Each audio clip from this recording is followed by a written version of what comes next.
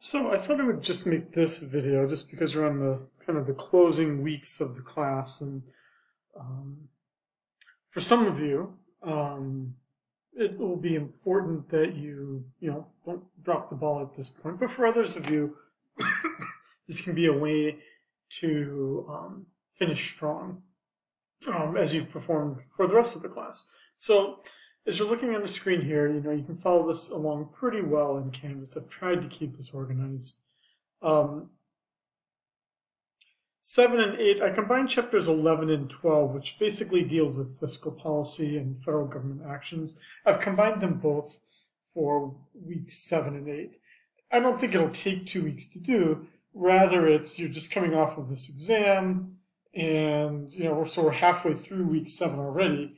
I don't want to rush things. On the other hand, I'd encourage you to get this done sooner, and you should be able to get it done sooner, because then following that in week 9, you're doing about the same amount of work all in 1 week. So that way, if you spread this out here, you've got a total of 3 weeks to do 4 chapters. So my hope is that you can get up a little bit ahead.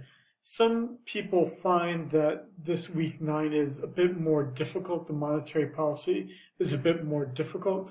Others find that it's much more interesting. So I guess pick your poison. And then we have week 10, the last official week, when you would be doing monetary policy, which is essentially the application of what you had learned in week 9. Another good reason, though, to be up ahead on everything is that you will be doing 5 analysis papers. Analysis papers 6, 7, 8, 9, and 10. 6, 7, 8, 9, and 10. So that's a lot of analysis papers to write. That's 5 of them.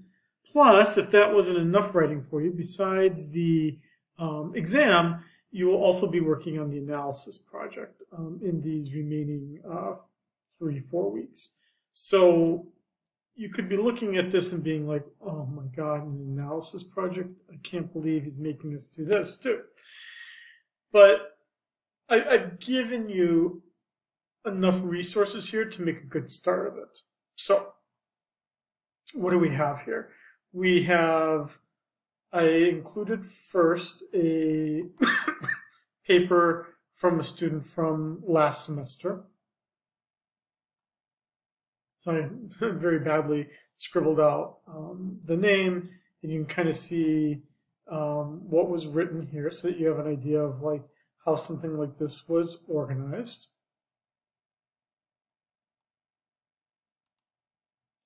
But then also, what I'd like you to do is both read my write-up of it and watch the video where I talk about it. So in the write-up of it, you get some pretty clear instructions, step by step, of what I'd like you to do, except for these dates, which apparently I didn't change from the last time. No, do that again.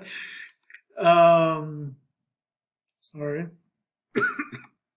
But I don't think anyone should think that I'm rewriting an entire document each semester. So obviously I would reuse the whole document. But then I also have a video here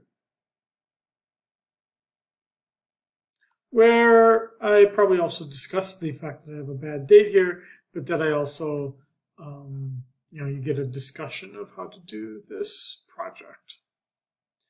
It's not a difficult project to do, and you will have enough time to do it. It would just take you a few days. It really would. It wouldn't take a ton of time, and I think you'll get a lot out of it, out of the act of writing up something like this. It'll help you think about how economists think about the world. Okay. That's our remaining 4 weeks in this class. We have obviously got the 3rd exam as well. But at this point, you should you should know how I am. You should know kind of about the workload and how you need to manage your own time in getting these things done in this remaining time. Again, I'm not the person to be on you if I see that you're not getting things done in time.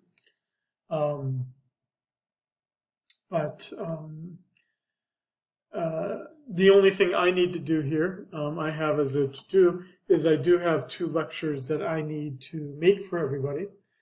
That would be the lectures for Chapter 14 and Chapter 15. But I will get those lectures made. That way, you should have everything you need. Okay, I hope this video helped.